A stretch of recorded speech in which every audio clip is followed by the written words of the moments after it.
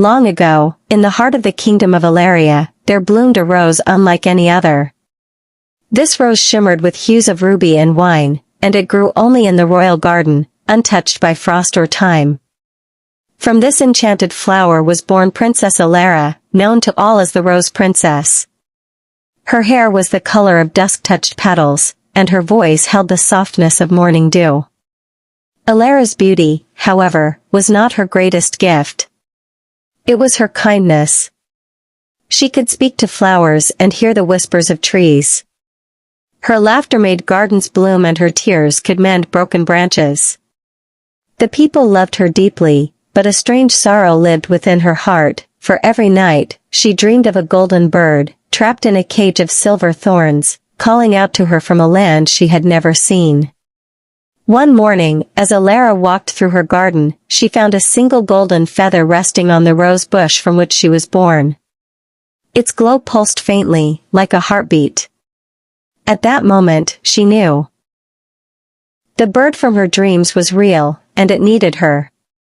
Defying her father's warnings and her court's protests, Elara cloaked herself in petals and set out beyond the palace walls. The path ahead was treacherous, but her resolve was strong. She crossed the singing river, whose waters only parted for those with pure intentions, and braved the forest of whispers, where the trees tested her will with illusions and riddles. After many days, she reached a forgotten land, cloaked in fog and silence. In its center stood a crumbling tower of thorns, pulsing with dark magic. Atop it, trapped in a cage of silver and sorrow, was the golden bird, just as in her dreams. The bird turned to her with glowing eyes and sang a song that shook the ground. Daughter of roses, heart so true. I've waited long in skies once blue.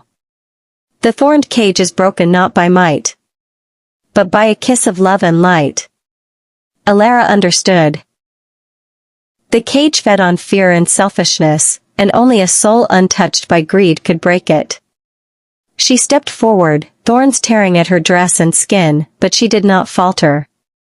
At the base of the cage, she touched the bars and whispered a song of hope and healing. Light burst from her hands, and the silver thorns withered into ash. The bird leapt free, feathers blazing like the sun. In a flash, the golden bird transformed, not into a prince, as tales often tell, but into a mighty phoenix. The phoenix bowed low before her. You have freed me, Rose Princess. I was once the guardian of this land, cursed by envy and silence. But your courage and love have awakened the world.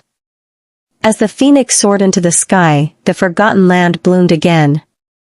Color returned to the trees, and laughter echoed once more.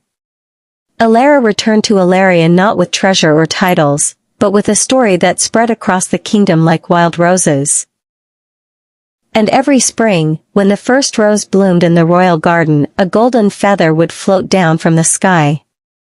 A reminder that even the gentlest hearts can break the fiercest chains.